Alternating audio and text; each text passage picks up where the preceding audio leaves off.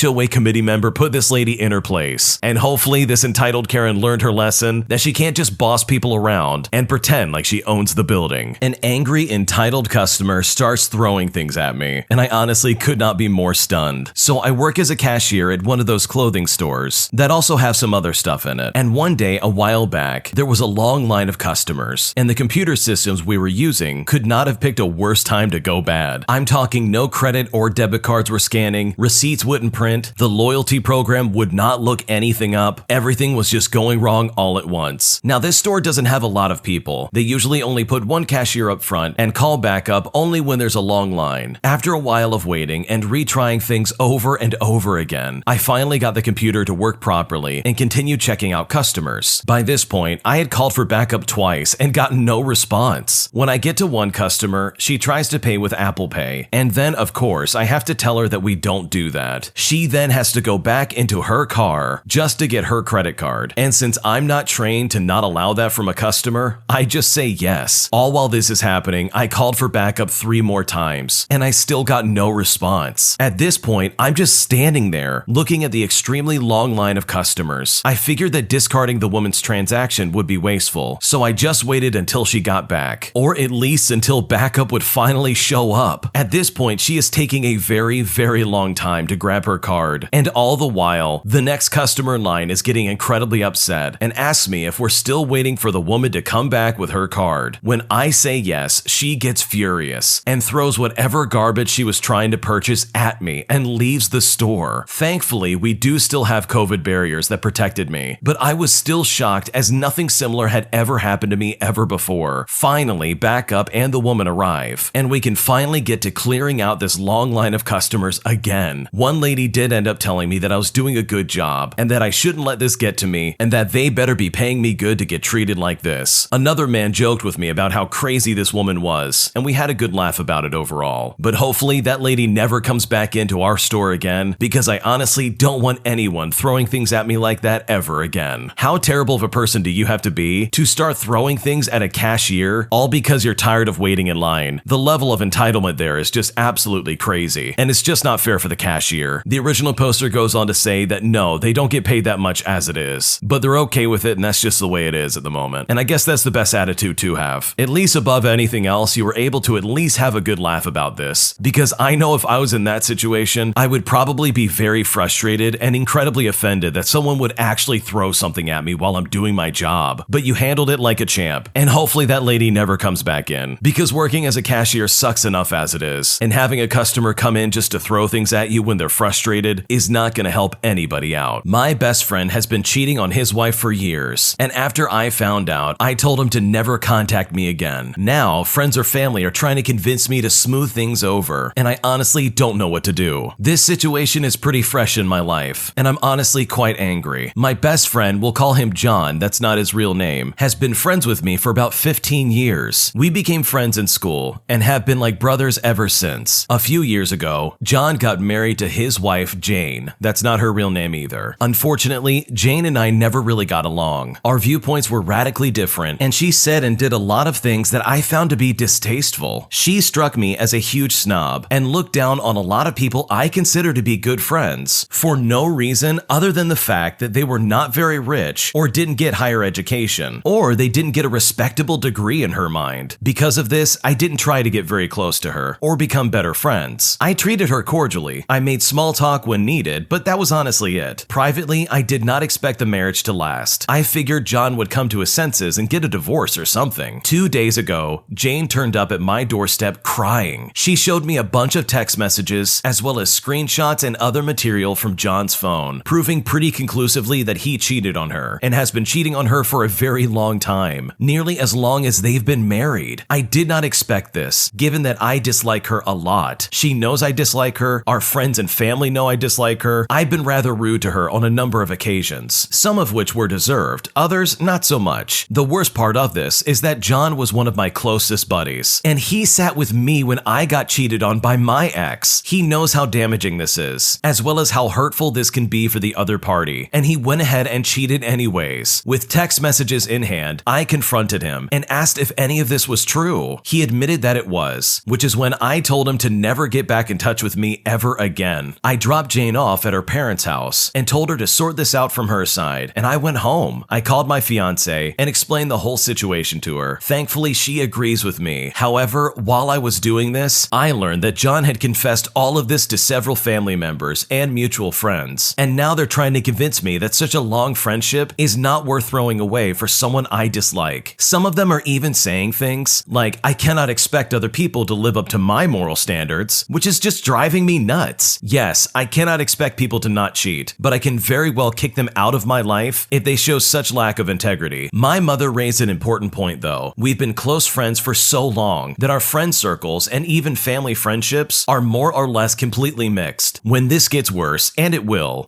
result in lines being drawn on all sides, and will undoubtedly result in a lot of good friendships between our families imploding. So now I'm wondering if I should smooth things over, or if I am justified by cutting him out of my life. What should I do? I think honestly, your family needs to mind their own business. This guy threw away his marriage just so he could cheat on his wife. And sure, you didn't like his wife, but there are better ways to get out of that relationship than to go behind their back and cheat. If he was so unhappy, then John should have broken up with Jane a long time ago and gotten a divorce. This is not fair for her in the slightest, no matter how much of a snob she truly was. This is absolutely, in my mind, a betrayal of trust, and I don't blame you for cutting him off. And at this point, imagine how awkward it's going to be, even letting this guy back in your life in the slightest. It's never going to be the same ever again. He will never be the best friend you once knew, because he crossed a line that you really can't come back from without some hurt feelings and a lot of tears. And you know what? In my opinion, once a cheater, always a cheater. And this guy made a very serious choice to go behind his wife's back just to cheat on her. And that, in my opinion, is completely unacceptable. So I say stick to your values and keep him out of your life, because it sounds like these people don't actually care that this guy cheated, but rather they just want to keep the peace for their own personal benefit. My boyfriend has been spending some quality time with his ex-girlfriend behind my back, and I just now found out, and I honestly don't know what to do. My boyfriend and I got together around 5 months ago. Up to this point in our relationship, we have had no major arguments, and any small disagreements that we have ever had has always been over his ex-girlfriend. When we first started dating, I noticed that they still had pictures of each other up on their social medias, which I did mention to him, but I kinda just let it go, as he said they ended on good terms and were still good friends. But I did notice through the months that he is still in almost daily contact with her, but he insisted that there was nothing going on. A few months ago, I caught her stalking my social media. She was liking my posts and leaving some comments, stuff like that. And honestly, this upsets me. I asked him to please take a step back from her, or at least ask her to stop. He ended up meeting in person, for which he had to drive 3 hours just to tell her that he didn't want to be friends with her after this. He then blocked her online. Recently, we went on a night out together and she was there. I had never met her before. She pulled me to the side and began crying, telling me how badly my boyfriend had treated her, how his brother had assaulted her, and how he had then broken up with her, but continues to sleep with her and lead her on. I didn't have much interest in this conversation, as I got the feeling that she was lying, and she was being quite manipulative, as he seemed like such a sweet guy. She then broke the news to me that absolutely devastated me and stopped me straight in my tracks. She told me that they had been spending quality time together, if you know what I mean, all the way up until July of this year. For context, I started dating my boyfriend back in May, and he told me that they broke up in January. She also offered me a type of medication that would be a Class A medication, and this was all in the middle of the pub that we were at, so I wasn't inclined to take her word for it. During the conversation, she was also making digs at me, saying things like, "You should do your hair nicer or lose a few pounds, so you can look a little bit more like me. He really loved my look." However, I asked my boyfriend about it, and he admitted that it was true, but that I apparently had no right to be upset about it, as he said it was normal to still be spending quality time with an ex for the first part of a new relationship. This is honestly news to me, as we had established that we were exclusive, and he had reassured me and told me straight up that they were done months ago, but they've been doing this since May. And the worst part about it is that he doesn't see how serious of an issue this is for me. He also agreed with what this lady had to say, that it would be nice if I tried to look a little bit nicer. How can I get through to him about this and try and convince him that no, this is not okay? What should I do? I don't think it could possibly be more obvious that you need to dump this guy. This guy is an absolute piece of garbage. He literally cheated on you, and your boyfriend needs to become your ex-boyfriend, like right now. The original poster unfortunately does not see it that way, because they went on to say that he did say sorry and that he still loves her, and that she thought that this was a normal part of a first relationship. And that is just absolute garbage, because that is absolutely not normal behavior. And I bet you that he's still sneaking behind your back just to get with his ex-girlfriend. And this is probably some coordinated effort on their end just to hide this from you. I guarantee you that he's still doing this, and if I was in your shoes, I would have broken this off a long time ago. So have some self-respect for yourself, take a deep breath, and let him know that he is out of your life, because the way he's acting is absolutely not normal, and you should not ever have to put up with that. My in-laws help take care of our child while we're at work, but they are slowly becoming unbearable, and I honestly don't don't know what to do. My in-laws are amazingly supportive people. They are retired, and my wife and I both work busy jobs, and they have stepped in to care for our child 5 days a week. Our kid is just a little bit over 1 year old. Every morning they drive 30 to 40 minutes to our house, watch our child, do our chores, and sometimes cook dinner for us. Mind you, this is not a permanent solution. We moved here in June and have been on daycare waiting lists, which say they won't have openings until early to late next year. There has been one daycare that had open slots, but that made us immediately skeptical that they were just a poorly run facility. My wife and I were so lucky to have in-laws to help us in the interim, especially while we wait for a suitable spot to open up. But with that being said, my mother-in-law is starting to break us down. She's neurotic, she has obsessive compulsive disorder, and she is a narcissist. She is constantly cleaning, vacuuming every day, and she does our laundry every day as well. I've all but given up on grocery shopping because every morning they show up with food for the day and they just fill the fridge. I have been buying lunch every day because she only cooks exactly enough food for dinner and there are no leftovers. Meal times are stressful because by the time my wife and I get home, she already has dinner cooked and it's been sitting lukewarm on the countertop or in a warm oven for over an hour. We sit, we eat, and 10 minutes later after sitting, my mother-in-law is back up cleaning dishes and clearing the table. In addition, she freaks out every time our daughter coughs, gags, or puts something too big in her mouth. It's distracting to our daughter, who is doing so well and is learning so fast how to eat normal food. I really just want to sit and enjoy my family, but nope, here comes my mother-in-law with a wet, dirty rag asking me to lift my plate up so she can clean under it. Dinner time sucks, but it's all being done for us, so how could we possibly complain? I love to cook and would have loved nothing more than to cook last night for my birthday, but my mother-in-law says that when I cook after work, we eat too late, and then they don't get home in time to watch their favorite television shows. So instead, my birthday meal was dry pork chops, a microwave potato, and a can of green beans. Oh, and she added tomato salad in, despite the fact that I hate tomatoes. Our daughter adores her grandparents. I've given up dressing her in the morning because I've realized that my mother-in-law changes her out of whatever I put on her as soon as I leave. I even stopped buying food for her because they just let it rot in the fridge and insist on feeding her food that they bought. We had to fight my in-laws tooth and nail just to get them to let her nap in the crib and not on top of them every day because it was making us miserable every night when our daughter refused to sleep in her crib. We finally won that battle 2 weeks ago, and honestly, everything's a battle. She always wants to assert that her way is better, and this is what she did 30 years ago with my wife. I butt heads with my mother-in-law constantly. Every time I get home, she's got a laundry list of things that she cleaned, or that she fixed, or things that I did wrong. She finished picking up the fallen twigs in the front yard because it made the house look bad. She was giddy when my father-in-law figured out our dryer and what was wrong with it. She is constantly micromanaging. Whether it's the food in our fridge or the way we keep our home, she's constantly doing stuff that we just don't appreciate. I don't know where I went wrong. I've been with my wife for 13 years. I used to get along great with her mother. Then I notice a drop in the facade. She doesn't speak to any of her siblings. My wife has cousins she's never met because my mother-in-law doesn't get along with their parents. She's rude to service staff. She was rude to my dad's staff when she went to his business. We as a family have done a lot of grieving over the past year, and her consoling words were nothing more than, "You gotta get over it eventually." To top it all off, she's now starting to express some highly prejudiced ideologies in our house. For context, my wife is an OBGYN physician who provides gender-affirming care, and it's extremely frustrating for her to hear these things coming from this lady. My wife is having a tough time adjusting to a new job here, and I am in the same boat. On top of all of that, she feels like she's being treated like a 14-year-old again, all while in our new home. We are capable of doing laundry or vacuuming or doing yard work or basic repairs. We don't need to hear every night how hard you've worked just to keep up the house due to our apparent shortcomings. We feel like we have no control, and when we get upset, the response is always, "I'm sorry you feel that way." Or she tries to excuse it by saying something like, "This is just the way I am, and there's nothing I can do to change it." In contrast, my father-in-law is an absolute saint who adores his granddaughter and whose eyes are probably going to eventually fall out with how much he rolls them at his wife. He's just super quiet and doesn't get involved. We've decided that it's not worth fighting over and that we just need to grit our teeth and deal with my mother-in-law until we can get into daycare. That said, every week is a test of our patience, and I don't know how long we can keep it up for. I don't know what else to do because this is hardly a solution that isn't going to eventually result in a blowout. We have been heavily debating sending our daughter to a subpar daycare, but we know that this could cause an absolute meltdown. What should I do? The first thought that came to my mind is, why don't you drive your baby to their house in the morning and then pick the kid up after work? The mother-in-law and the father-in-law can still watch the baby, but they won't have to be in your house and up in your business. This could literally solve all of your problems. And you know what? If they get upset over that, then okay, get upset. They are clearly overstepping their boundaries in your house. The mother-in-law is making some really prejudiced remarks that you don't want to hear in your house, and I honestly don't blame you for not wanting to deal with that. So if I was in your shoes, I would absolutely take that step. I would say, hey, we're going to mix it up, and we'll happily bring our child over to your house instead of you coming over here. And then if they ask why, you can just blatantly explain that you need some space and that they're overstepping their boundaries. I know it seems like you have to walk on eggshells, but that's just the mother-in-law acting very entitled, and she's trying to manipulate the situation. So in my opinion, it's time to put your foot down. You don't have to deal with this, and honestly, you'll feel a lot better with those people out of your house. My entitled aunt uses my mother's hospitalization as an excuse to have a vacation, and I honestly could not be more upset with how toxic and entitled she began to act. Here's what happened. So this took place a few weeks ago, and this involves my entitled aunt and her bratty son by the name of Charlie. So my parents had just gotten back from a 2-week vacation back in August, and a few days after they got back, my mom was hospitalized due to a cardiac event. It was really bad. She didn't get released until a month later. Because the hospital in our town kind of sucks and is responsible for her first cardiac event, she was in a hospital 4 hours away. My dad was up there 75% of the time, and I would go up every weekend. Well, the second weekend, my dad was down there already, but my aunt and her son Charlie said that they were going to visit my mom and asked me if I wanted to go down with them, which I agreed to do, even though that meant I would have to spend essentially an entire day with both of them. For context, my aunt and her son are absolutely unbearable. They're spoiled, they're bratty, and they are both very toxic individuals. My aunt is incredibly entitled, and her son by the name of Charlie is also just a spoiled, rotten brat. So I gave my aunt $100 to cover gas and food, since they were both doing me a solid and taking me with them. Well, it started on the wrong foot almost immediately, when we were supposed to be on the road by 7 at the latest, and she didn't show up until 8 o'clock. And to top it all off, Charlie was already having a tantrum because he wanted a cappuccino. By the way, this kid is 8 years old. Eventually, my entitled aunt let him have a large cappuccino, which in my opinion is just way too much for an 8-year-old. It was 4 hours of Charlie complaining about the Grand Canyon trip that he took with my entitled aunt. All the while, my aunt was making passive-aggressive remarks about me not babysitting her dog, as well as making racist comments about random strangers whenever we would stop for Charlie to use the bathroom. She even had the audacity to use the fact that she was a social worker to justify her views, which is honestly just disgusting. After 4 long hours of dealing with these two insufferable people, when we finally got close to the city, Charlie suddenly decided that he didn't want to visit my hospitalized mother anymore. Instead, he wanted to play mini golf, which I can understand to an extent. He's a kid after all, and what kid wants to hang out in a hospital? But worst of all, my entitled aunt chimes in and actually agrees with Charlie. She then starts making suggestions of what they could do while they're in town, such as visiting the zoo and maybe playing mini golf and laser tag. And I honestly could not believe what I was hearing. Charlie then asked me if I wanted to play mini golf with him, and then got incredibly upset when I said no. I was down there to be with my mom and my dad, especially my mom who's in the hospital. My entitled aunt then said, "You can just go check in